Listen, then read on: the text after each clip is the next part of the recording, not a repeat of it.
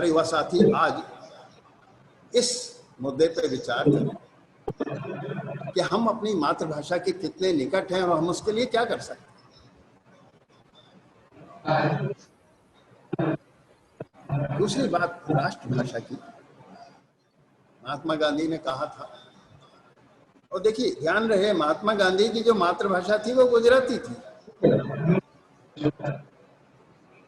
मगर उन्होंने कहा कि राष्ट्रभाषा के बिना राष्ट्र गुआ है, इसलिए हमें एक राष्ट्रभाषा अपनानी होगी। और जो उन्होंने कहा वही सुभाष चंद्र बोस ने कहा, और हमारे स्वतंत्रता संग्राम के जितने बड़े सेनानी थे, जितने बड़े नेता थे, अधिकतर की मातृभाषा हिंदी नहीं थी, मगर हिंदी से हमको प्रेम था। हिंदी को उन्होंने राष्ट्रभाषा के पद पे आरूढ़ करना चाहा। ये अलग बात है कि आजादी के बाद वो एक राजभाषा बनकर रह गई। आप लोगों के मन में यह जरूर सवाल उठता होगा कि ये हिंदी का मसला क्या है, ये राष्ट्रभाषा का कर क्या है। जितनी हमारी प्रगति की राहें हैं लिखने पढ़ने की, चमकने की, कैरियर बनाने की, व्यापार करने की, वो तो सब अंग्रेजी में होती है। और अंग्रेजी इतनी सम्मानित भाषा है कि उसको जानने वाले भी सम्मानित हैं। दुर्भाग्य से फिर जो डॉक्टर लोहिया कहा करते थे कि ये देश आबादी, इस देश की आबादी दो हिस्सों में बांटी जा सकती है, एक वो जो अंग्रेजी जानने वाले हैं और एक वो जो अंग्रेजी नहीं जानते। अंग्रेजी जानने वालों की, बोलने वालों की, समझने वालों की संख्या कितने प्रतिशत? आपको ये जान के आश्चर्य हुआ कि 3%। अब कल्पना कीजिए, जिस देश की आबादी 130 करोड़ हो, उसमें 3% लोग अपने भाषा ज्ञान से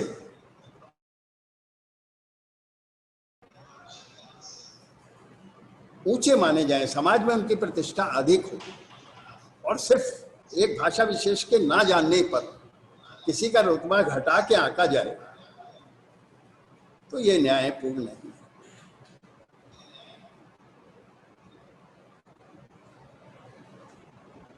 ये जब देश आजाद हुआ था 15 अगस्त 1947 को, इस देश में उस समय आबादी बहुत कम थी, 40 करोड़ लोग थे, मगर उन पूरे 40 करोड़ लोगों को एक नई पहचान उस दिन से मिल गई थी। वो एक आजाद देश के नागरिक थे और भारतीय थे, और उनके सारे पहचान पत्र रातों रात बदल गए, चाहे वो पासपोर्ट हो या पहचान पत्र हो, कार्ड्स हो, कुछ भी हो। अंग्रेजी शासन के सारे प्रतीक मिटा दिए गए, एक चीज रह गई, वो थी अंग्रेजी। और मैं आपको बताऊं, हमारे जितने राष्ट्रीय नेता थे, महात्मा गांधी, जवाहरलाल नेहरू, राजेंद्र प्रसाद, श्री राजगोपालाचारी, डॉक्टर राधाकृष्णन, वो सब अंग्रेजी में उनका इतना अच्छा निष्णात थे वो कि अंतरराष्ट्रीय स्तर पर ये मानने, इंग्लैंड में लोग मानते थे कि भारतीय हमसे बेहतर अंग्रेजी जानते और बोलते हैं। गांधी जी अकादमिक रूप से कोई बहुत सितारा नहीं रहे थे। उन्होंने हाई स्कूल की परीक्षा तृतीय श्रेणी में उस समय हुआ करती थी, वो मैं पास की थी, मगर उनकी अंग्रेजी को समझने के लिए इवन अंग्रेज लोगों को भी कभी कभी डिक्शनरी देखनी पड़ती। डॉक्टर राजेंद्र प्रसाद का तो सबको मालूम है कि जब एमए की कॉपियां, कलकत्ता विश्वविद्यालय की अंग्रेजी की एमए की कॉपियां जचने के लिए लंदन जाती थी, इंग्लैंड जाती थी, और डॉक्टर राजेंद्र प्रसाद की कॉपी पे परीक्षक ने लिखा था कि examiner is better than examiner. तो हमारे इतने बड़े पुरोधा थे, अंग्रेजी के इतने बड़े मास्टर थे, क्यों? उनको अंग्रेजों से लड़ाई लड़नी थी, देश को आजाद कराना था, इसलिए उन्होंने अंग्रेजी को हस्तगत किया, उस पर मास्टरी की, उस पर आधिपत्य किया, और उनकी भाषा में उनको जवाब दिया, उनकी भाषा में आके लड़ाई की। उनका अंग्रेजी ज्ञान, उनका अंग्रेजी पढ़ना, उनका अंग्रेजी के अंदर अव्वल होना, इसलिए समझा जा सकता है कि वो आजादी की लड़ाई लड़ रहे थे। मगर 15 अगस्त 1947 के बाद अंग्रेजी की स्थिति क्या वही रह गई? जब हम आजाद हो गए तो हमारी अपनी भाषा अंग्रेजी की जगह क्यों नहीं ली?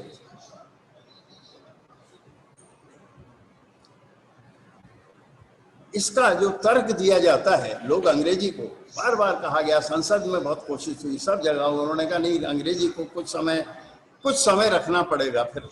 फिर वो समय बढ़ता गया और अभी तक वो गई नहीं। और वस्तु स्थिति ये है कि अभियांत्रिकी में, चिकित्सा में, अंतरिक्ष विज्ञान में, हर विज्ञान के क्षेत्र में, हर जीविका के महत्वपूर्ण क्षेत्र में पाठ्य पुस्तकें, पाठ्यक्रम, माध्यम, वो सब अंग्रेजी। यानी अंग्रेजी एक ऐसी साम्राज्ञी है, ऐसी महारानी है जो पूरे ठाट बाट से यहाँ पे बैठी है और राज कर रही है। हम सब उसकी प्रजा हैं। और जब कोई ये कहता है कि ये एक रोजगार पाने की भाषा है और हिंदी में वो क्षमता नहीं है कि लोग रोजगार दिला सके, उनको मेरा जवाब ये है, रोजगार क्या है? नौकरी है। मगर भाषा के मामले में आप नौकरी पाने से पहले नौकरी करने लगते हो एक अलग भाषा की। अगर आपको लगता है कि आपकी अच्छी नौकरी आपको अंग्रेजी की नौकरी करने से मिलेगी, तो इस समझदारी पे प्रश्न चिन्ह लगना चाहिए। साथियों, ये सब इसलिए कहना पड़ रहा है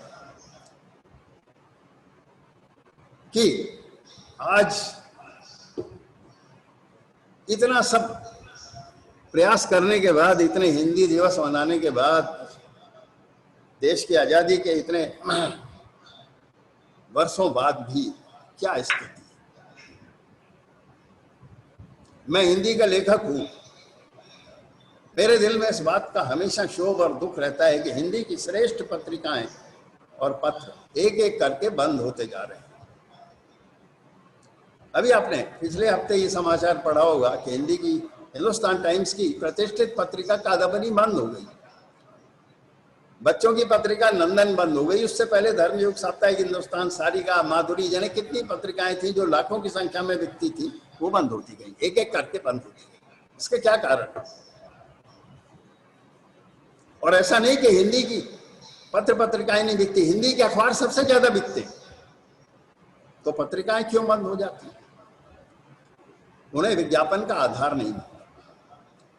ये मत्स्य न्याय है जो जिसमें पलड़ा हमेशा अंग्रेजी के पक्ष में झुकता है। अंग्रेजी भाषा की जो हिंदी इंडिया टुडे है, उसकी हिंदी में भी इंडिया टुडे निकलती है।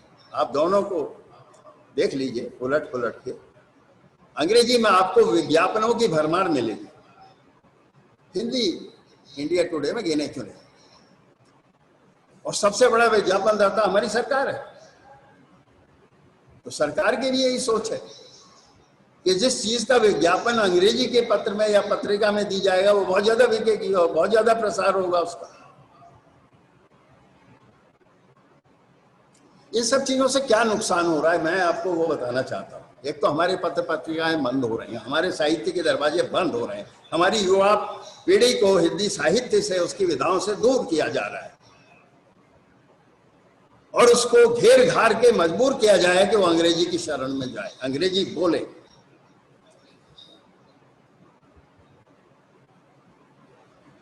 दूसरी ओर आप ये देखिए, हर एक भाषा, विश्व की हर एक उन्नत भाषा में शब्द निर्माण की एक प्रक्रिया होती है जो हमेशा चलती रहती है। हर भाषा अन्य भाषाओं से कुछ ना कुछ शब्द ग्रहण करती है। जैसे अंग्रेजी की ऑक्सफोर्ड डिक्शनरी है, वो हर साल ये बताते हैं, एक सूची निकलती है कि हमने विदेशी भाषाओं से कितने शब्द लिए। जैसे पिछले साल हिंदी के उन्होंने 250 शब्द लिए। ये आदान प्रदान चला करता है। मगर क्या आप ये महसूस नहीं करते कि हम हिंदी को इंग्लिश या आसान बनाने के नाम पे उसमें अंग्रेजी शब्दों की इतनी भरमार करते जा रहे हैं कि अब क्रियापद को छोड़ के लगभग सभी शब्द हम अंग्रेजी में प्रयोग करते हैं। इससे क्या हुआ है कि नए शब्द बनाने की, हिंदी में नए शब्द बनाने की प्रवृत्ति घटी है कि जब इसका कोई उपयोग नहीं है तो ऐसा ऐसा उत्पाद बनेगा क्यों, लोग शब्द बनाएंगे क्यों। मैं आपको 2-3 उदाहरण देना चाहता हूं। इस समय पूरा देश, पूरा विश्व कोरोना से त्रस्त है और इसके लिए एक शब्द आया अंग्रेजी का पैंडेमिक, जो रातों रात पूरी दुनिया जान गई। इसके पहले था एपिडेमिक। अब ये इस समय परीक्षाओं में पूछा जा रहा है, यूपीएससी के साक्षात्कार में पूछा जा रहा है कि एपिडेमिक और पैंडेमिक में क्या फर्क है। हमारे पास एपिडेमिक के लिए शब्द था महामारी, पैंडेमिक के लिए हमें शब्द नया चाहिए, बनाना चाहिए था, मगर किसी ने कोशिश नहीं की, कोई फायदा नहीं, हम पैंडेमिक लिख लेंगे हिंदी में। वायरस एक शब्द है, वायरस के लिए पहले से एक शब्द बनाया गया था, विषाणु। बैक्टीरिया के लिए जीवाणु। तो जर्म्स के लिए कीटाणु, और बना के वहीं छोड़ दिया। पिछले 50 साल से उससे आगे गाड़ी बढ़ ही नहीं रही।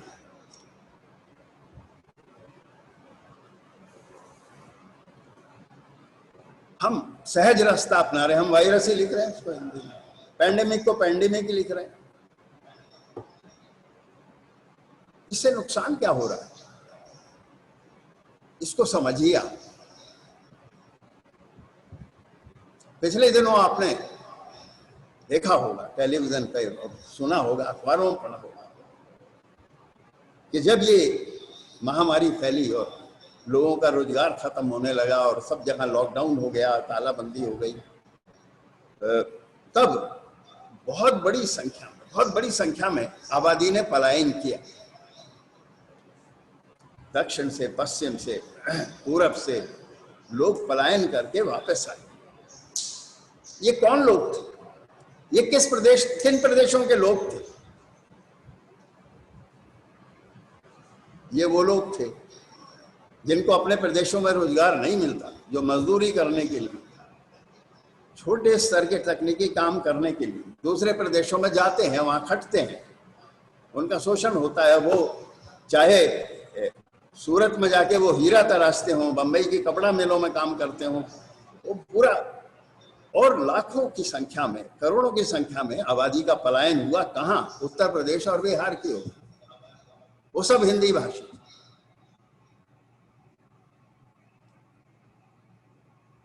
एक कितनी दयनीय तस्वीर बनी हिंदी की। लोग पैदल चल रहे हैं, उनको खाना खिलाया जा रहा है। ये सब आप समझिए। अगर हिंदी को हमने महत्व दिया होता तो वो लोग इतने निम्न स्तर के नहीं आके जाते। ये दुर्भाग्य है कि इस देश में रुतबा इस बात पे निर्भर करता है, आपका कद इस बात से नापा जाता है कि आप अंग्रेजी में कितने प्रवीण हैं। अंत में मैं ये कहूंगा कि जब आप किसी विदेशी को, बहुत से विदेशी भारत में आते हैं, आके मॉन्यूमेंट्स को देखते हैं, ताजमहल देखते हैं, ये देखते हैं, वो देखते हैं। जब आप उन विदेशियों में से किसी एक विदेशी को हिंदी बोलते हुए सुनते हैं तो आपको कितनी खुशी होती है। क्यों होती है वो खुशी? कि आप विदेशी हमारी भाषा बोलते हैं। अब सोचिए कि अंग्रेजों को कितनी खुशी होती होगी कि पूरा का पूरा आजाद देश 70 साल से 75 साल से हमारी ही भाषा बोलता है, इसी को समझता है, इसी में सारा काम करता है, उसकी सारी उड़ानें इसी में होती है, वो उठता इसी में, वो गिरता इसी में। ज्यादा ना सही, साल में एक दिन सही हम अपने आप से पूछें कि हम हिंदी का कितना सम्मान करते हैं। सम्मान करने में आपका कुछ नहीं बिगड़ने वाला है। आप बगैर पहचान के बेचेहरा होकर विश्व में नहीं रह सकते। अगर आप भारतीय हैं तो आपको किसी ना किसी भारतीय भाषा को संबल प्रदान करना होगा, उसको आगे ले जाना होगा, उसका सम्मान करना होगा। धन्यवाद।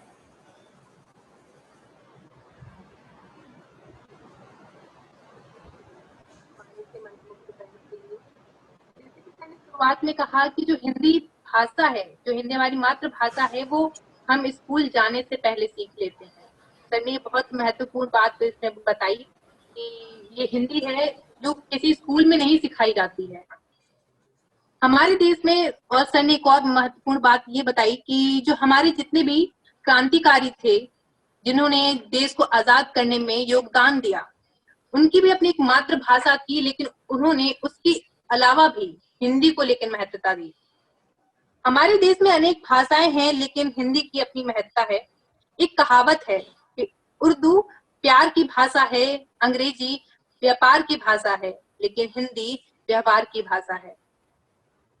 अब हम अपने कार्यक्रम को आगे बढ़ाते हैं और जो हमारे कुछ प्रतिभागी हैं, कुछ छात्रों ने हिंदी दिवस पर कुछ तैयार किया है, तो हम चाहेंगे वो अपनी अभिव्यक्ति हम सबके सामने करें। आयुषी, तो सर्वप्रथम एक मिनट। yes, आयुषी, किसी स्टूडेंट को कुछ पूछना हो तो वो पूछ सकते हैं सर से। कोई किसी का कोई क्वेश्चन हो, फिर हम लोग स्टार्ट करें। किसी का कोई क्वेश्चन हो तो वो पूछ सकते हैं। सर की बात सुन के किसी के मन में कोई प्रश्न उठा हो। एनीवन जिनको ये कोई क्वेश्चन पूछना हो? Yes, ma'am. I want to ask one question. Ma'am, जैसे सर ने बताया कि कृपया आज के दिन तो हिंदी में पूछिए। Good morning sir. अंग्रेजी में पूछे गए प्रश्न का मैं उत्तर नहीं दूंगा। Okay sir. Good morning sir. Sir, मेरा एक ये सवाल है कि आपने जैसा बताया कि जो मिसबा अपना परिचय दो। अच्छा सर, मैं आई एम मिसबा अजीम, मैं डीएमसी 3rd ईयर की छात्रा हूँ। और सर, मेरा आपसे ये सवाल था कि आपने जैसा बताया कि जो एमए की कॉपियां चेक होती थी, जो वो लंदन चेक होने जाती थी, तो सर ऐसा क्यों होता था? मतलब क्या यहाँ पे जो मतलब ऑब्वियस सी बात है, पढ़ाई यहाँ पे हुई है तो लैकिंग ऑफ टीचर, लेकिन कॉपियां चेक होने वहां क्यों जाती थी? जिस समय का मैं जिक्र कर रहा था, उस समय भारत में विश्वविद्यालय बहुत कम थे। डॉक्टर राजेंद्र प्रसाद बिहार के रहने वाले थे, पटना में पढ़े थे प्रारंभिक शिक्षा, मगर उन्हें एमए की शिक्षा के लिए कलकत्ता विश्वविद्यालय से बैठा। तो बहुत कम विश्वविद्यालय थे और शिक्षक भी बहुत कम थे। इसलिए जो सबसे उच्च स्तर की क्लास थी उस समय, शिक्षा थी एमए की, उसकी कॉपियां जांचने के लिए इंग्लैंड भेजी जाती थी, जहाँ की वो भाषा थी, जहाँ की वो मातृभाषा थी, और वहाँ पे सारे विश्वविद्यालयों में और विद्यालयों में यही पढ़ाई जाती थी। ये कोई बड़ी बात नहीं है। उसके बाद धीरे धीरे धीरे विश्वविद्यालय खुलते गए, हमारे यहाँ लोग अंग्रेजी दां होते गए, उसमें विशेषज्ञ होते गए। ये था, उसमें कोई आश्चर्य की बात नहीं है। उस समय ऐसा होता था क्योंकि विश्वविद्यालय बहुत कम थे और अंग्रेजी में इस स्तर के लोग बहुत कम थे जो एमए की कॉपियां जांच सकें। मैं आपको बताऊं, गांधी जी को वकालत पढ़ने के लिए इंग्लैंड जाना पड़ा था, क्योंकि यहाँ एलएलबी का कोर्स ही नहीं था उस समय। सर, मेरा मिसबा, आपका क्वेश्चन का आंसर आपको मिल गया हो? मिल गया है? सर, मेरा एक आपसे प्रश्न था। आजकल सर जो व्हाट्सएप की वजह से बच्चे इंग्लिश लिखने लग गए हैं, ना हिंदी लिखते हैं ना इंग्लिश लिखते हैं, जो बीच का रास्ता अपना लिया है इंग्लिश, तो वो किस हद तक ठीक है? और अगर बच्चों को अपने हिंदी में थोड़ा सा अपना इम्प्रूवमेंट करना हो तो आप उनको क्या एक रास्ता बताएंगे जिससे वो अपनी हिंदी अच्छी कर सकें? बहुत आसान रास्ता। बच्चों के माँ बाप, बच्चे, उनके शिक्षक हिंदी का सम्मान करने लगे, आगे तो राह अपने आप ढूंढ लेंगे। ये हमारे युवा कम नहीं है। जिस दिन ये तय कर लेंगे कि हमें हिंदी ही को बढ़ाना है, उस दिन हिंदी बढ़ जाएगी। मगर दिक्कत ये है, ये देखते हैं कि इस भाषा का कोई सम्मान ही नहीं है। हम हिंदी बोलेंगे, हिंदी लिखेंगे। अब उनको लगता है कि व्हाट्सएप पे स्टाइलिश होना है। तो देखिए, ये सब ये मृग मारीचिकाएं कहते हैं इन्हें। हिरन जो है वो पानी की तलाश में रेगिस्तान में जिस तरह भटकता है, हमारे युवा भी दुर्भाग्य से अंग्रेजी के मोह में उसी तरह भटक रहे हैं। ये कहीं पहुंचेंगे नहीं।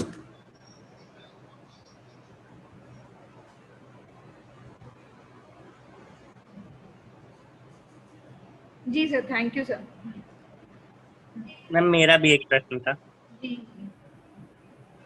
हाँ शिवांश, अपना परिचय देके आप अपना प्रश्न पूछिए। प्रणाम गुरुवर, मेरा नाम शिवांश भारद्वाज है। मैं डीएमसी द्वितीय वर्ष का छात्र हूँ और मेरा प्रश्न आपसे ये है कि जो हिंदी का इतना प्रचलन रहा है पहले भी, तो अब जो इसकी दशा हो गई है, तो इसकी दशा और दिशा सुधारने के लिए कौन जिम्मेदार है? जिम्मेवार है कहीं ना कहीं हम सब जिम्मेवार हैं कहीं ना शिवांश, मैं भी, तुम भी, और ये सब जितने चेहरे इसमें दिखाई दे रहे हैं वो भी, और बाहर के भी। देखिए, क्या इसमें सरकार की नीतियां जिम्मेदार?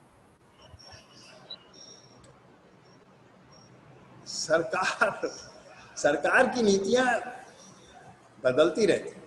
आपको मैंने शुरू में ही बताया अपने वक्तव्य में कि इतने दिनों बाद शिक्षा नीति बनाने वालों को याद आया कि मातृभाषा की क्या महत्व है। क्यों याद आया? सरकारें अपने आप करेंगी। आप पहले अपना आप, खासतौर से ये जो संस्थान है, यहाँ पे जो लोग आप पढ़ाई कर रहे हो, जो करना है, आपका जो कार्य क्षेत्र है, बहुत बड़ी चुनौती है। आप अंग्रेजी का पुछल्ला बन के कहीं नहीं पहुंच पाएंगे पत्रकारिता के कैरियर में। सबसे ज्यादा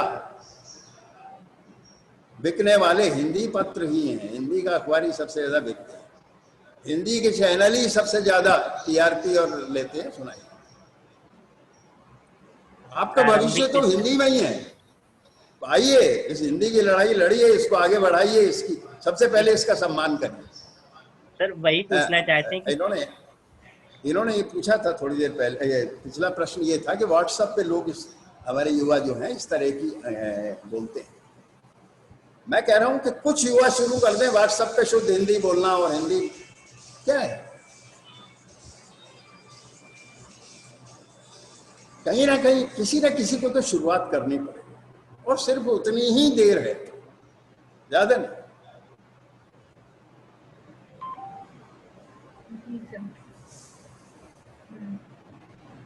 कोई और प्रश्न किसी को पूछना हो?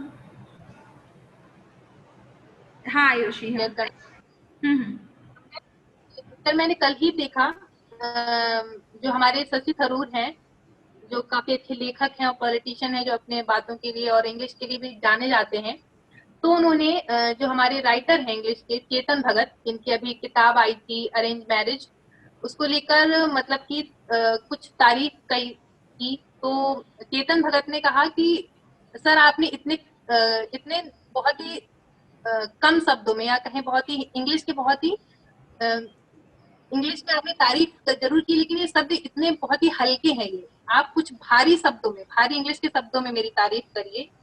तो फिर सर उन्होंने, शशि थरूर जी ने काफी इंग्लिश के मतलब बड़े बड़े शब्द यूज किए उनकी तारीफ के लिए। तो सर जब पॉलिटिशियन हमारे और जो हमारे साहित्य जो लिखते हैं वो ऐसा करेंगे, तो फिर सर मतलब कैसा इम्पैक्ट पड़ेगा? अगर वो इसी की जगह हम हिंदी को अगर हम बढ़ावा देना चाहते हैं, लेकिन सर जो हमारे पॉलिटिशियन है वही कह रहे हैं कि, जो हमारे राइटर हैं वही कह रहे हैं कि आप इंग्लिश में कुछ भारी शब्दों में मेरी तारीफ करिए। सर ये थोड़ा सा मैं, देखिए चेतन भगत, आपने बड़ा अच्छा प्रश्न पूछा है, और एक प्रसंग को ऐसा ले आई है जिससे हम समझ सकते हैं कि आगे की राह क्या है। चेतन भगत आईआईटी में पढ़े हैं और उन्होंने आईआईएम से एमबीए किया, और वो एक अंतर्राष्ट्रीय बैंक में बहुत बड़ी तनख्वाह पे नौकरी कर रहे थे बाहर, और उनके दिमाग में ये विचार आया कि ये नौकरी मैं अपने मन का कुछ ऐसा करूं, कुछ नया करूं जो नौकरी ना हो और मुझे इससे ज़्यादा पैसा मिले। और उन्होंने हिम्मत की और उस नौकरी को छोड़ के उन्होंने उपन्यास लिखना शुरू किया। और वो सिर्फ अंग्रेजी भाषा में ही लिख सकते थे, शुरू से आखिर तक उनकी शिक्षा दीक्षा अंग्रेजी में हुई थी। उन्होंने अंग्रेजी में ही उपन्यास लिखा, 5 पॉइंट समवन। वो उपन्यास व्यंग्य था हमारे यहाँ की शिक्षण पद्धति पे और चुनाव की पद्धति पे। आईआईटी में जो छात्रों को पढ़ना है उनके लिए जो प्रतियोगिता होती है उसमें कैसे, और वहाँ का जो मूल्यांकन की पद्धति है वगैरह, उस पर बहुत बड़ा करारा व्यंग्य था। और वो किताब इतनी ज़्यादा बिकी कि रातों रात वो सर्वाधिक बिक्री वाले लेखक हो गए। और उसके बाद वो तब से बराबर साल 2 साल में एक किताब ऐसी लिखते हैं जो बहुत ज़्यादा बिकती है। और वो एक जीती जागती मिसाल हैं जिन्होंने अंग्रेजी का पल्लू पकड़ा और उनका जीवन धन्य हो। वो चेतन, सचमुच के चेतन भगत निकले, अंग्रेजी के भगत हो गए वो। इससे ज्यादा चेतनता और क्या होगी।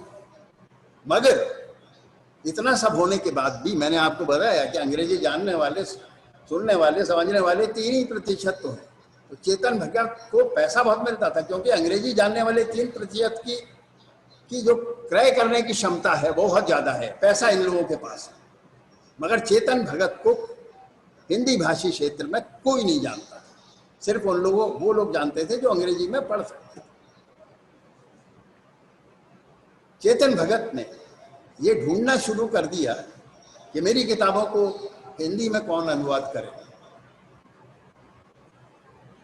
और उन्होंने अनुवादक ढूंढ के अपनी किताबों को अनुवाद कराया और हिंदी के प्रकाशकों ने उसको छापा और उनको बहुत ज़्यादा रॉयल्टी भी दी। वो किताबें हिंदी में भी बहुत बिक रही। मगर मैं अब आपसे पूछता हूँ कि कौन सी वजह है कि चेतन भगत को अपनी किताबों को हिंदी में लेके आना पड़ा, क्योंकि उसको हिंदी भाषी क्षेत्र जो बहुत बड़ा क्षेत्र है पहचान नहीं रहा था। इसका निष्कर्ष ये है मित्रों कि अपनी पहचान बनाने के लिए आपको हिंदी या किसी न किसी भारतीय भाषा अपनाना हो। तस्लीमा नसरीन बहुत बड़ा उदाहरण है आपके सामने, जिसको उसके देश ने बहिष्कृत कर दिया, भाषा ने नहीं किया। बांग्लादेश से वो यहाँ आ गई, यहाँ से आज भी हमारे जितने अच्छे समाचार पत्र हैं, पत्रिकाएं हैं, मैं उनका कॉलम प्रकाशित होता है। वो बंगला में लिखती हैं, उसको हिंदी में अनुवाद, अंग्रेजी में अनुवाद किया जाता है। ये बहुत, और वो अंतर्राष्ट्रीय स्तर की लेखिका मानी जाती है, मगर वो बंगला में लिखती है, बंगला बोलती है। तो ये हमेशा अपनी भाषा से, अपनी मातृभाषा से और उसमें काम करना, उसके प्रति समर्पित होना, उसमें उसको आगे बढ़ाना घाटे का सौदा कभी नहीं। तो चाहे चेतन भगत हो या तस्लीमा नसरीन। मैं तो ये चाहता हूँ और आशा करता हूँ कि आप सब में से भी कोई ना कोई एक निकलेगा जिसकी किताबें, जिसके बनाए हुए चित्र, जिसकी डॉक्यूमेंट्रीज, जिसकी रिपोर्टिंग हिंदी में होगी और उसको पहचान मिलेगी, सम्मान मिलेगा, पुरस्कार मिलेगा। Thank you sir. आयुषी, अब हम लोग प्रतियोगिता अपनी शुरू करते हैं। अब हम अपने कार्यक्रम के आगे बढ़ाते हैं और अपने प्रतिभागियों को आमंत्रित करते हैं। तो हमारे सामने सर्वप्रथम अपनी कविता प्रस्तुत करेंगी Adrika Awasthi, DMC second year. Good morning sir.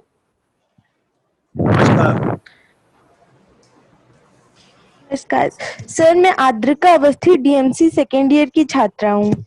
आज मैं जो कविता सुनाने जा रही हूँ वो रुपेश सिंह द्वारा रचित है। जी मैं शुरू करती हूँ। बच्ची एक आंगन की कली थी, वो माँ बाप की आंख का तारा थी, अरमानों से पली थी वो, जिसकी मासूमियत अदाओं से माँ बाप का दिन बन जाता था, जिसकी एक मुस्कान के आगे पत्थर भी मोम बनता था। वो छोटी सी बच्ची थी जिसे बोल ना पाती थी। देख के उसकी मासूमियत उदासीन मुस्कान बन जाती थी। जिसने जीवन के केवल 5% ही देखे थे,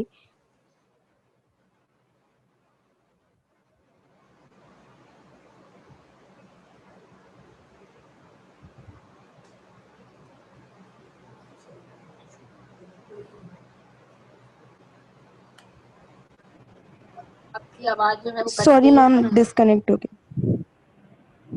Adrika, are you there? Yes ma'am, sorry disconnect हो गया कोई था। बात नहीं, आप जहां छूटा है वहां से फिर से शुरू करिए। मैम, जिसने जीवन के केवल 5% ही देखे थे, उस पे ये अन्याय हुआ, ये कैसे विधि के लेखे थे। एक 5 साल की बच्ची पे ये कैसा अत्याचार हुआ, एक बच्ची को बचा सके ना, कैसा मुल्क लाचार हुआ। उस बच्ची पे जुल्म हुआ, वो कितनी रोई होगी। मेरा कलेजा फटता है तो माँ कैसे सोई होगी। जिस मासूम को देख के मन में प्यार उमड़ के आता है, देख उसी को मन में कुछ के हैवान उतर क्यों आता है। कपड़ों के कारण होता, जो कहे उन्हें बतलाऊं मैं, आखिर 5 साल की बच्ची को साड़ी कैसे पहनाऊं मैं। अगर अब भी हम ना सुधरे तो एक दिन ऐसा आएगा, इस देश को बेटी में भगवान भी घबराएगा। Thank you ma'am. बहुत बहुत अद्रिका धन्यवाद। हम अब अपने दूसरे प्रतिभागी को बुलाएंगे, आयुषी। हाँ, दूसरे प्रतिभागी हैं मिसी सेठ, तो वो आपके सामने अपनी कविता प्रस्तुत करेंगी। एक मिनट। हाँ, कौन है प्रतिभागी? तब मिशी सेठ। ठीक। मिशी। हाँ, हेलो। सुनाइए निशी जी। हाँ, सबसे पहले सुप्रभात मेरे सभी शिक्षक गणों को और मेरे सारे सहपाठियों को। आज हिंदी दिवस के शुभ अवसर पर मैं मिशी सेठ आपके सामने एक कविता प्रस्तुत करने जा रही हूँ। इसका शीर्षक है जिंदगी। इस जिंदगी अल्फाज की कुछ अलग ही बात है। एक पल को दिन है तो दूसरे पल रात है। कोई ख्यालों का गुलदस्ता लिए चला जा रहा है तो किसी का कदम कुछ सहमा सा नजर आ रहा है।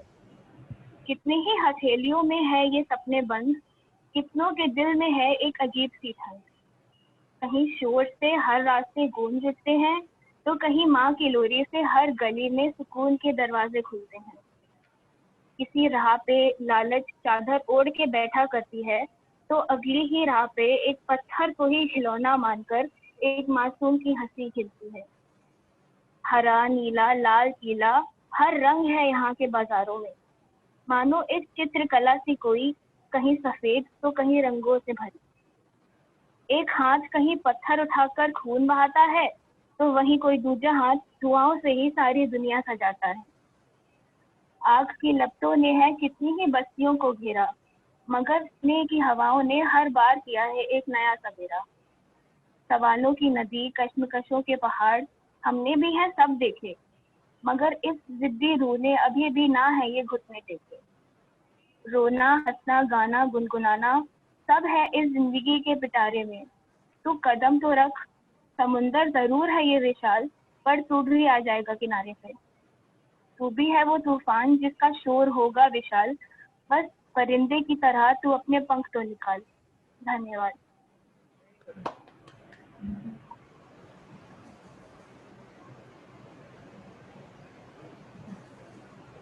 अब अगले प्रतिभागी विष्णु पांडे को आमंत्रित करूंगी कि वो अपनी कविता प्रस्तुत करें।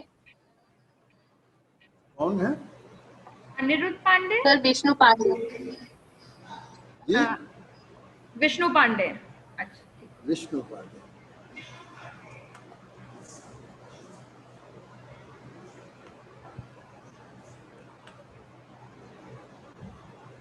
विष्णु।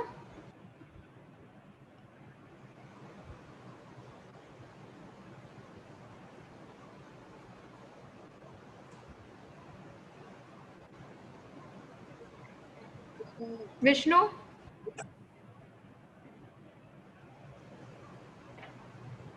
आयुषी और किसी को, हाँ आगे मूव करते हैं।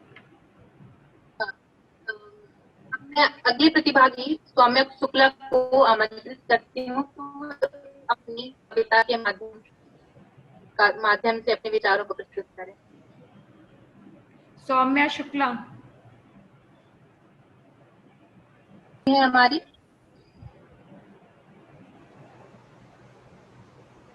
लगता है वो भी किसी कारणों से या उनका नेट कनेक्टिविटी शायद वो हमारे साथ कनेक्ट नहीं हो पा रही है। क्या मैं अगले प्रतिभागी का नाम घोषित करूं मैं? हाँ हाँ हाँ। अगली प्रतिभागी है साक्षी नेगी। नहीं, वो नहीं ज्वाइन कर पा रही हैं। आगे ये है शिवांश भारद्वाज। हाँ, हमारे अगले प्रतिभागी जो हैं उनका नाम है शिवांश भारद्वाज। शिवांश, हाँ शिवांश भारद्वाज।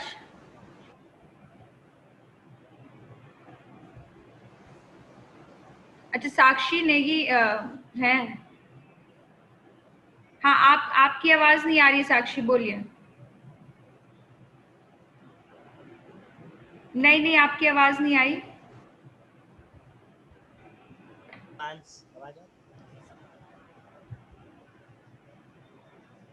हेलो हेलो, शिवांश, आवाज आ रही है?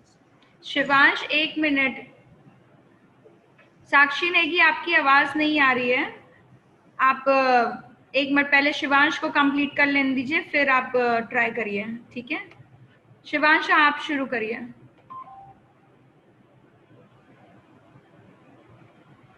मैं शिवांश भारद्वाज सर्वप्रथम यहाँ उपस्थित शिक्षक गणों, मित्रों। शिवांश, थोड़ा सा तेज बोलिए। सर्वप्रथम मेरी तरफ से यहाँ उपस्थित शिक्षक गणों और मित्रों को हिंदी दिवस की हार्दिक शुभकामनाएं और अपनी रचना प्रस्तुति के लिए इतना उत्कृष्ट मंच प्रदान करने के लिए अपने गुरुवरों का आभार प्रकट करता हूँ और आशा करता हूँ कि आपको मेरी रचना पसंद आई। आज की मेरी रचना का विषय है हिंद प्रसूता हिंदी। हिंद धरा की शान है हिंदी, हम सबका अभिमान है हिंदी। अडिग खड़े जो वीर देश के, उन हीर वीर की ललकार है हिंदी।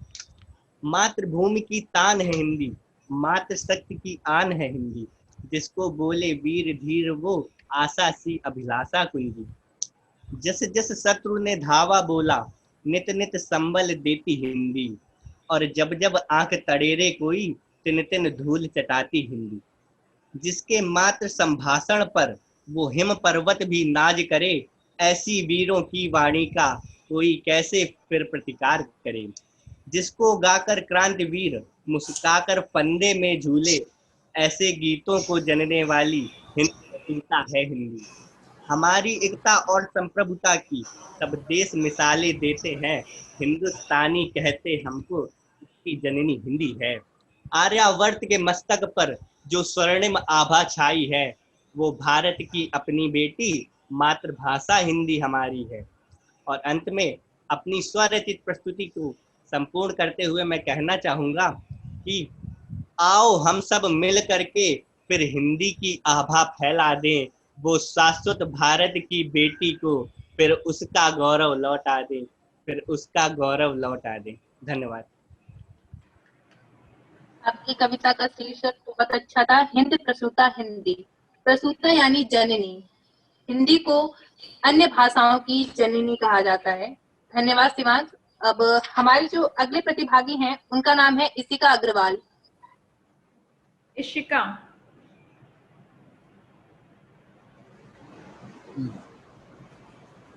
इशिका, क्या आप अभी यहाँ उपस्थित हैं?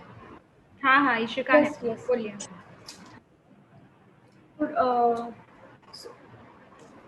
मैं इशिका अग्रवाल DMC 2 की छात्रा हूँ। आज जो मैं कविता प्रस्तुत करने जा रही हूँ वो गुलजार साहब द्वारा लिखित है, जिसका इशिका, बस थोड़ी वॉल्यूम लॉकडाउन है। थोड़ी वॉल्यूम बढ़ाएं, आवाज धीमे आ रही है। हेलो,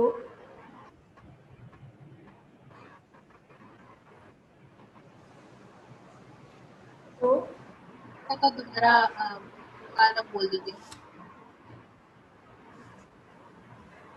हाँ इशिका, आप वीडियो ऑफ करके बोल सकते now M I audible?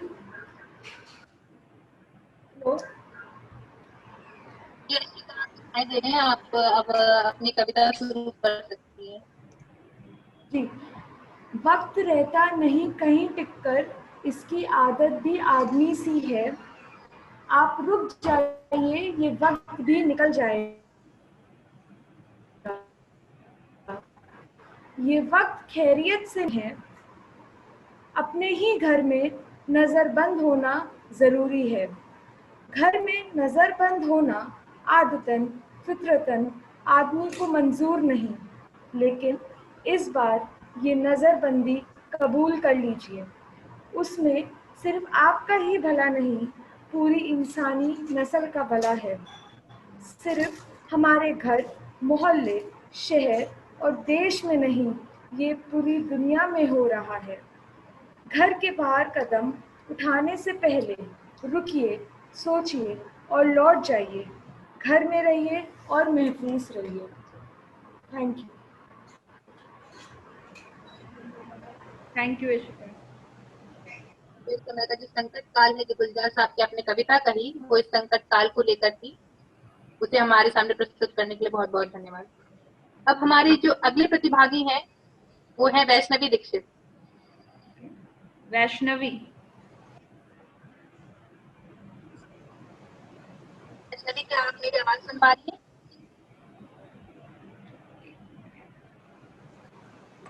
Tanishka ने प्रत्युष की भेजी। हाँ वैष्णवी बोलिए।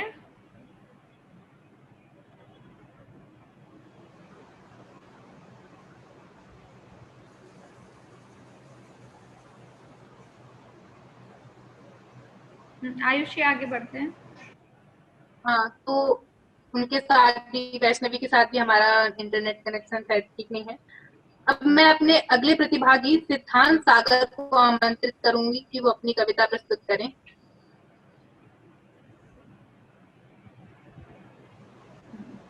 ये सिद्धांत।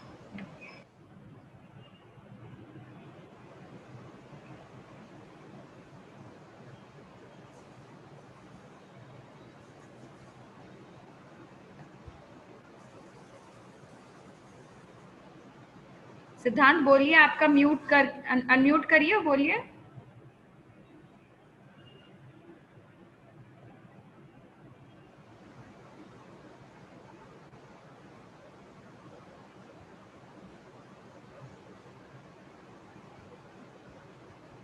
सिद्धांत,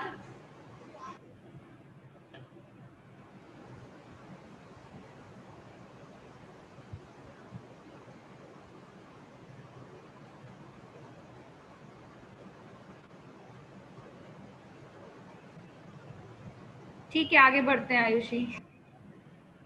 सिद्धांत, आपको आवाज आ रही है, आप अनम्यूट कर रहे हैं पर आप बोल नहीं रहे हैं।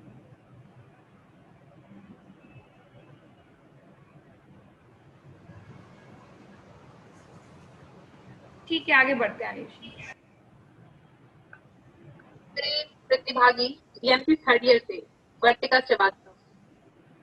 वर्तिका। Yes ma'am. मैम आवाज आ रही है?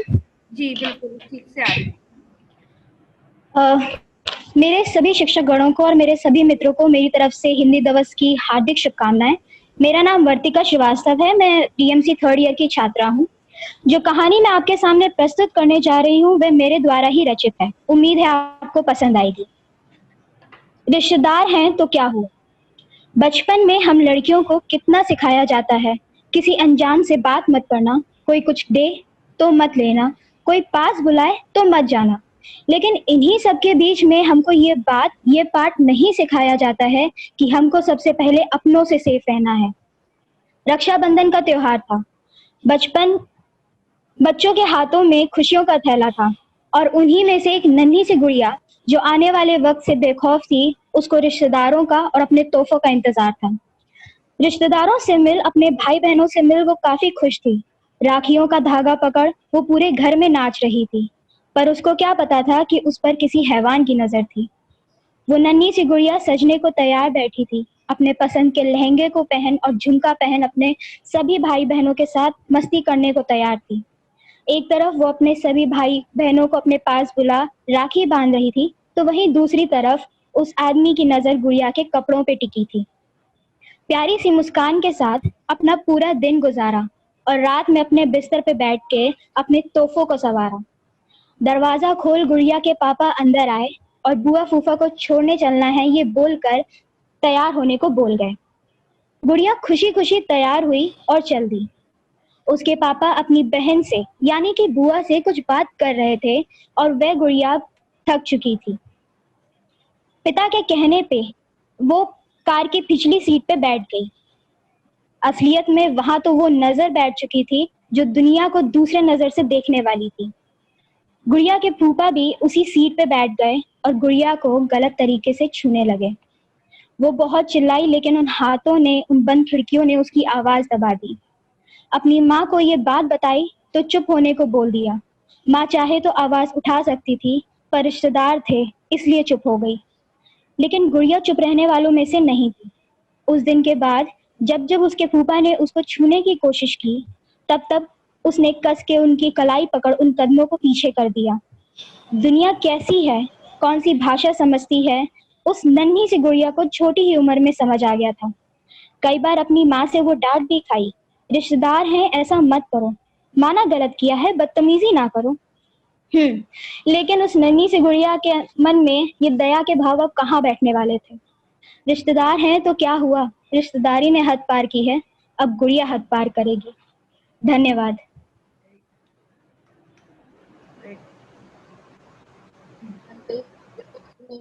जो हमारे देश में नहीं विश्व में भी एक बहुत ही गहन विषय है जिस पर मतलब कि जो ये रेप और जो ऐसे हैरेसमेंट है जिसे हिंसा कहते हैं, मतलब बलात्कार और ये सब, उसके अपने इस पर विचार दिए। धन्यवाद। और हमारे अगले प्रतिभागी हैं मिसबा अजीम। सुप्रभात। आप सभी को हिंदी दिवस की हार्दिक शुभकामनाएं मेरी तरफ से। मेरी आवाज आप तक पहुंच रही है? जी मिसबा, पहुंच रही है। यस। तो आज की ये कविता मैंने अपने पिता के लिए लिखी है। लड़कियां अपने पिता की बहुत लाडली होती हैं, ऐसा माना जाता है, और मैंने कोई ऐसी खास गलती की नहीं है, लेकिन फिर भी मुझे ऐसा लगता है कि मैं उनकी उम्मीदों पर खरी नहीं उतर पाई। इसलिए आज ये कविता मैंने अपने पिता के लिए लिखी है, जिसका शीर्षक है हो सके तो मुझे माफ कर देना। आप चाहे तो डांट लेना, आप चाहे तो धुतकार लेना, बस मुझसे कभी खफा ना होना, और हो सके तो मुझे माफ कर देना। माना बहुत गलतियां की हैं मैंने, माना बहुत गलतियां की हैं मैंने, हर बार मना करने पर भी मनमानियां की हैं मैंने। इन मनमानियों को जरा नजरअंदाज कर देना, और हो सके तो मुझे माफ कर देना। लग जाए जो कोई बात दिल पे अगर, तो मिलकर सुलह कर लेना। जो अंधेरी रात मन में हो, जल्द ही उसकी सुबह कर लेना। ज्यादा हो जाए अगर कभी तो मार भी लेना, बस मुझसे कभी खफा ना होना, और हो सके तो मुझे माफ कर देना। मैं अच्छी बेटी ना बन सकी, आप मना करोगे, लेकिन अफसोस मुझे हमेशा रहेगा इस बात का, ना आपके कही बातों पर चल सकी। इस बात का मलाल मुझे हमेशा रहेगा। मगर फिर भी आप चाहे तो डांट लेना, आप चाहे तो धुतकार लेना, बस मुझसे कभी खफा ना होना, और हो सके तो मुझे माफ कर देना। धन्यवाद। आपकी कविता पिता के ऊपर जो थी, जो दुनिया का एक बहुत खूबसूरत रिश्ता है। धन्यवाद। और हमारे अगले प्रतिभागी हैं सिद्धांत सागर। Good afternoon everyone. क्या मेरी आवाज आ रही है आपको? हाँ सिद्धांत, आ रही है। आ रही है। ओके। ये कविता मैंने उनके लिए लिखी है जिनका शुक्रिया तो शायद ही हम कभी कर पाएंगे, मगर फिर भी चंद शब्दों में समेट कर उनको उनकी महत्वपूर्णता का एहसास करेंगे। कोई लिखता है माँ के बारे में, कोई लिखता है माँ के बारे में, तो कोई लिखता है पापा के बारे में। तो चलो आज मैं लिखता हूँ अपनी दुनिया यानी माँ बाप के बारे में। शुक्रिया तो बहुत छोटा सा शब्द है, शुक्रिया तो बहुत छोटा सा शब्द है, क्योंकि जो इन्होंने किया है हमारे लिए, हम कुछ नहीं कर पाएंगे उनके लिए उस एहसान के बदले में। आज जो अगर कुछ ज़्यादा कह जाऊं आज जो अगर कुछ ज़्यादा कह जाऊं तो गुस्ताखी होगी, मगर मुझसे की गई गलतियों की ना कोई माफ़ी होगी। तब भी हर मोड़ पर इन्होंने मुझे अपनाया, अपने वजूद को हर पल मेरे वजूद का सहारा बनाया। मैं कुछ नहीं जो नहीं मुझ पे इनका साया, बस यही चंद बातें सोच के आज मेरा मन भर आया। वो बचपन के खिलौनों से लेकर बड़ी बड़ी ख्वाहिशें हंस कर पूरी कर देते हैं। कभी खुद की ख्वाहिशों को मार देते हैं, तो कभी ज़रूरतें किनारे रख देते हैं। अपनी खुशियां हम पे वार देते हैं, अपने गम के तारों को हमसे काट देते हैं। कोई आँच न हम पे आए, कभी इस बात पे गौर करते हैं। अगर जो आए मुसीबत कभी, तो हमसे हमेशा साथ देते हैं। हंसते बोलते हैं यारों की तरह, और गलती पर बेशक डांट देते हैं। ऐसा रिश्ता चाह के भी नहीं बनता किसी के साथ कभी, तभी तो इस रिश्ते को दुनिया वाले डांट देते हैं। माँ बाप तो सिर्फ एक रिश्ते का नाम है, असल मायने में इन्हें भगवान ही तो कहते हैं। धन्यवाद।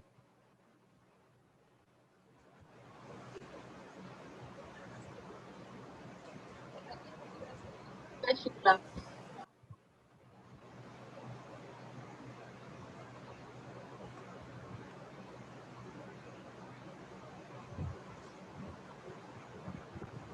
आयुषी, मेरा नाम लिया तुमने?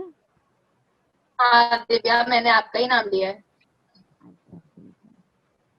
तो सादर नमस्कार आप सभी को। मेरी आवाज आपको आ ही रही होगी एकदम आपकी आवाज बहुत धीमे है क्या, थोड़ा और तेज बोलिए। एक मिनट।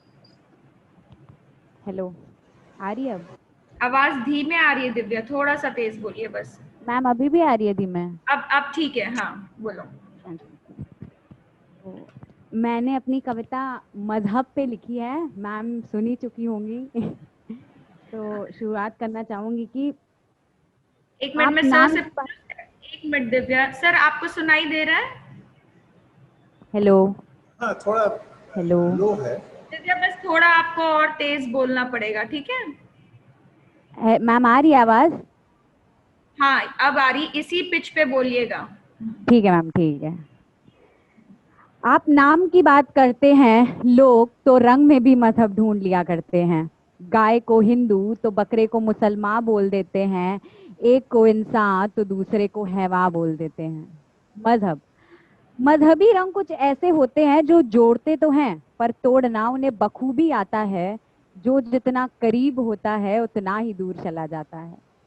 या हो प्रेम कहानी या हो रिश्तों का व्यवहार, हर जगह मजहब को ही क्यों आखिर माना जाता है संबंधों का आधार। इसका कोई रूप है न रंग, न कदकाठी है ना है कोई अंग, फिर भी समाज में दीवारें बनाने की हैसियत रखता है। ये आज का जमाना है जनाब, आपसी रंजिशों से ही चलता है। शुरुआत करूं तो लफ्जों से पन्ने भर सकती हूँ, पर चाहे जितनी भी कोशिश कर लूं इस समाज को शायद ही बदल सकती हूँ। सामाजिक तौर पर कहूँ तो हम पागल हो चुके हैं, बेमतलब बेसबर बेकदर होकर अपने सोचने समझने की शक्ति खो चुके हैं। सही को गलत और गलत को सही समझते हैं। शायद अभी नादान हैं जो मजहबी बेड़ियों में इतना उलझते हैं।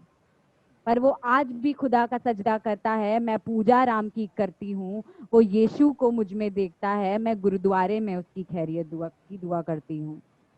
और इतना आसान नहीं है इस देश को किसी एक का कहना, इतना आसान नहीं है इस देश को किसी एक का कहना। भले हो भारत हम सबका गहना, कि अगर याद करें इतिहासों को, सन 47 की लाशों को, हमारे देश को बांट दिया गया वह लाचारी थी मजहब की। हमारा देश जल गया वो चिंगारी थी मजहब की। तो आओ एक ऐसा पुल बनाए मजहब की इन दीवारों पर, आओ एक ऐसा पुल बनाए मजहब की इन दीवारों पर। तुम गीता के श्लोक याद कर लेना, मैं कुरान की आयतें रट लूंगी। तुम मेरा मंदिर देख लेना, मैं तेरे मस्जिद की सीढ़ियां चढ़ लूंगी। धन्यवाद।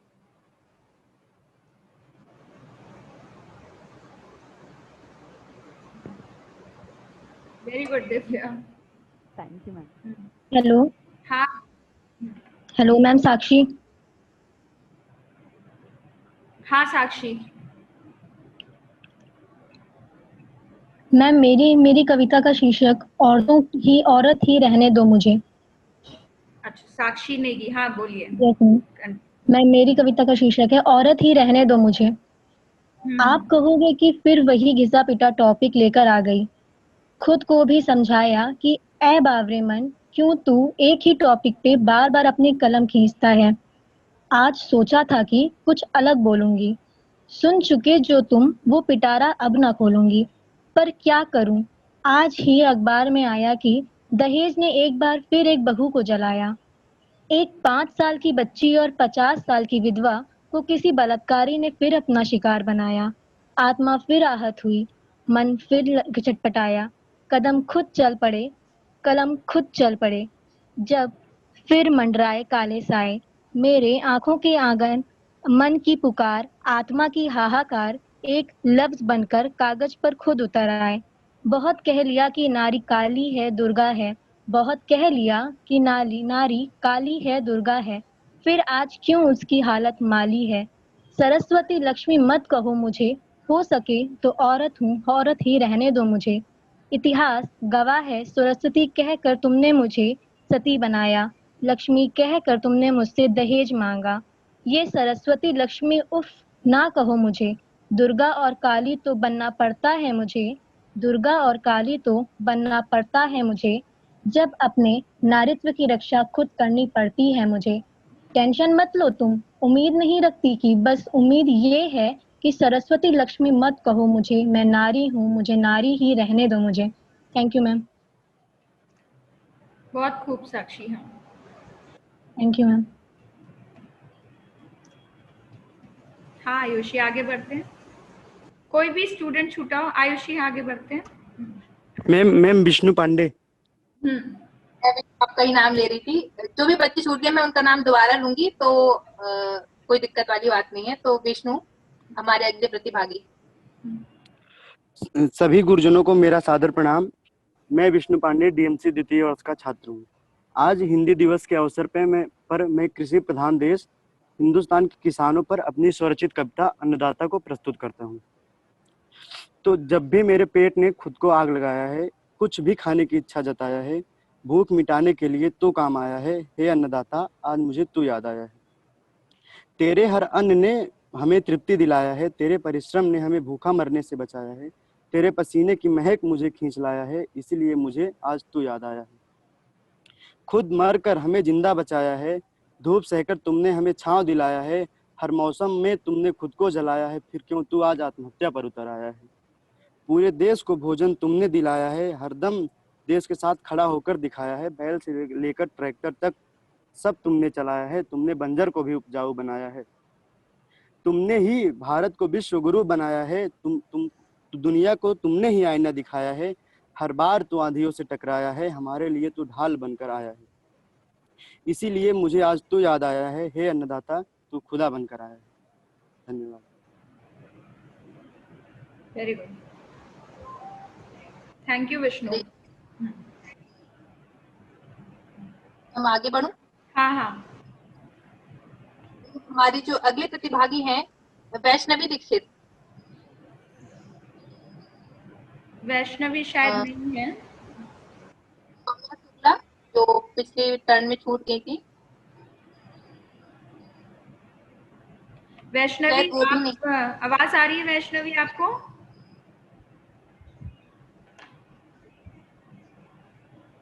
शायद उनका नेट वीक है। हाँ आयुषी, आगे बढ़ते हैं।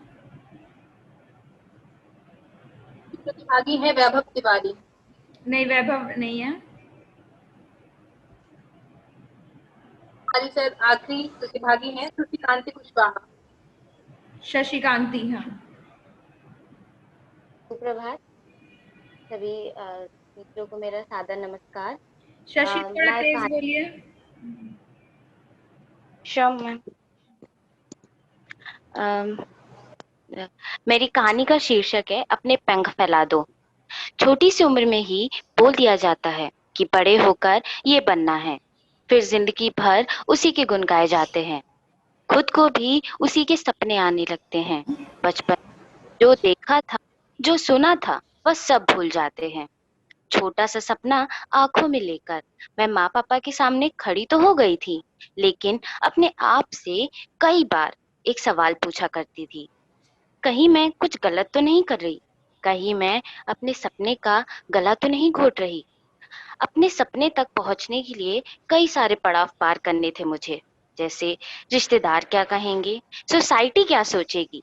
कुछ दिमाग में नहीं आया और मैंने मम्मी पापा के सामने अपना मुंह खोल दिया। मम्मी पापा, मुझे सिंगर बनना है। पता नहीं रास्ता आसान होगा या नहीं, पर रिस्क लेना है। पता नहीं क्या सोचते हुए माँ पापा ने एक दूसरे की तरफ देखा और मुस्कुराए। अपने पास बुला के मुझे बैठाया और समझाया, रास्ता कैसा है मत सोचो, रिश्तेदार क्या बोलेंगे मत सोचो, सोसाइटी क्या बोलेगी मत सोचो, बस अपना 100% दे दो अपने सपने की तरफ। और रही बात कामयाबी की, तो वो जरूर मिलेगी, और अगर नहीं मिली तो हम है ना। दोनों ने अपना हाथ मेरे सर पर रखा और कहा, अपने सपने की ओर अपने पंख फैला दो। धन्यवाद। Thank you Shashi. मैं भी एक कहानी सुनाना चाहूंगी। हाँ आयुषी। मेरी कहानी का शीर्षक है वो हिंदी में हंसती थी। ये कौन है? सही, आयुषी का नाम स्कोर शीट में नहीं है। इनको अच्छा, अपनी पर एक छोटी सी रचना पेश करनी है। हाँ आयुषी, अब आप बोलिए। मेरी कहानी का जो शीर्षक है वो हिंदी में मुस्कुराती थी। तो इसमें 2 कैरेक्टर मैं शुरू करती हूँ। काव्य और अंजलि एक हिंदी के पोएट्री कंपटीशन में मिले थे। काव्य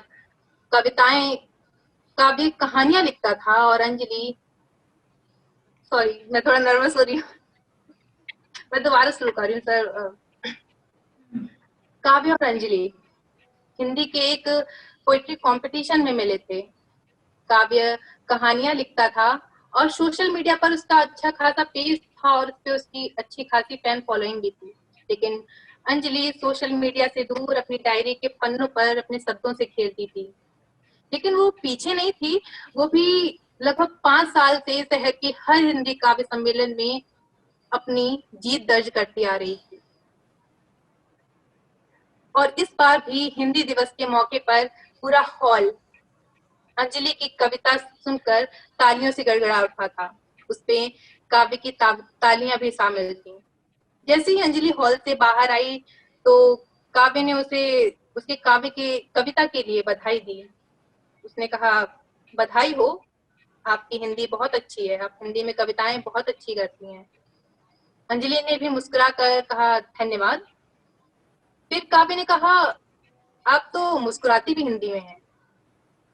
तो अंजलि ने कहा, जी ये पहली बार किसी ने मुझसे कहा है, बहुत बहुत शुक्रिया आपका।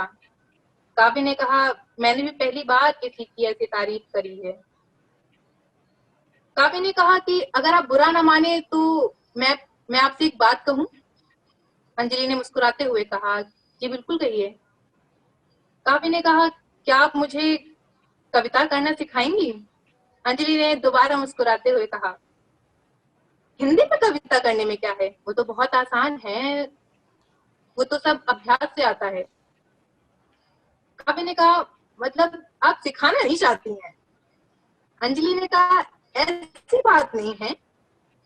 काव्य ने कहा, तो फिर कैसी बात है? अंजलि ने भी भौहें चढ़ाते हुए कहा कि कैसा भी नहीं है। काव्य अंजलि की झिझकता को समझ गया था तो वो जाने लगा। तभी अंजलि ने पीछे मुड़कर तुरंत काव्य को रोका और बोला कि ठीक है, मैं आपको हिंदी में कविता करना सिखा दूंगी, लेकिन उसके बदले आप मुझे क्या देंगे? काव्य ने कहा, जो भी आप चाहें। अंजलि ने अपने बैग से एक पेपर और कलम निकाला और उस कागज पर एक शीर्षक लिख दिया। क्योंकि जो काव्य था वो कहानियां लिखता था, तो उसने काव्य से एक विनती की कि क्या तुम इस शीर्षक पर एक कहानी लिख सकते हो। काव्य ने कहा ठीक है, और उसने वो शीर्षक पढ़ा और अपनी जेब में रख लिया और रास्ते में जाते हुए उस कहानी के लिए लाइनें कहानी बनाने लगा। और उस कहानी का जो शीर्षक था, जो अंजलि ने उसे दिया था, उसका नाम था काव्य अंजलि, और जो मेरी कहानी है उसका शीर्षक था वो हिंदी में मुस्कुराती थी। धन्यवाद। थैंक यू आयुषी, आपकी कहानी बहुत ही सुंदर थी है। हाँ, आप अभी अब मेरे पास स्कोर शीट है जिसमें मैं रिजल्ट्स अभी आपको बता देती हूँ। काफी विनर्स हैं और काफी टाई हुआ है इस प्रतियोगिता में, जिसमें तीसरे नंबर पे जो है कविता कैटेगरी में, पोएम कैटेगरी में सिद्धांत हमारे पार्टिसिपेंट जो हैं वो तीसरे नंबर पे हैं। दूसरे नंबर पे 3 स्टूडेंट्स हैं, मिशी सेठ, साक्षी नेगी एंड मिसबा अजीम, ये दूसरे नंबर पे आए हैं। और पहले नंबर पे हैं अद्रिका अवस्थी, ये हमारे विनर्स हैं कविता प्रस्तुति में। कहानी में जिसमें आपको लघु कथा बोलनी थी, और उसमें हमारे, क्योंकि बहुत पार्टिसिपेंट्स तो नहीं हैं, पर जो फर्स्ट हैं वह है शशि कांति।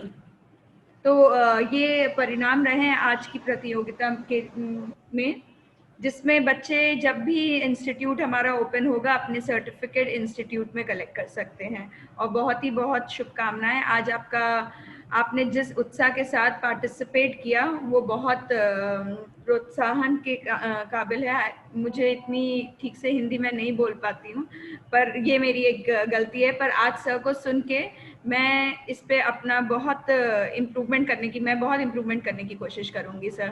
Thank you so much sir. मैं चाहूँगी त्रिपाठी सर से जो 2 शब्द कह के सर इस पूरे समारोह का समापन करें। त्रिपाठी सर, सर अनम्यूट कर लीजिए, सर अनम्यूट कर लीजिए।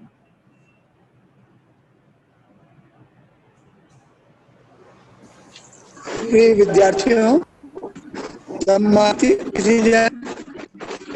और भी प्रिय सहयोगियों,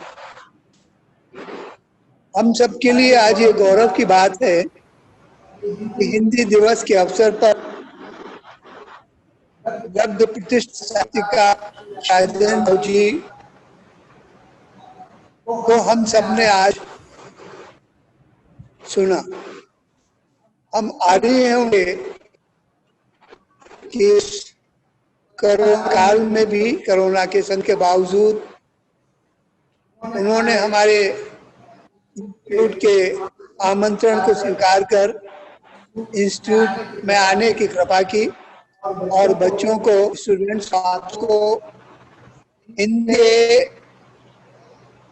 हिंदी दिवस पर हिंदी के संस्कारों बात की।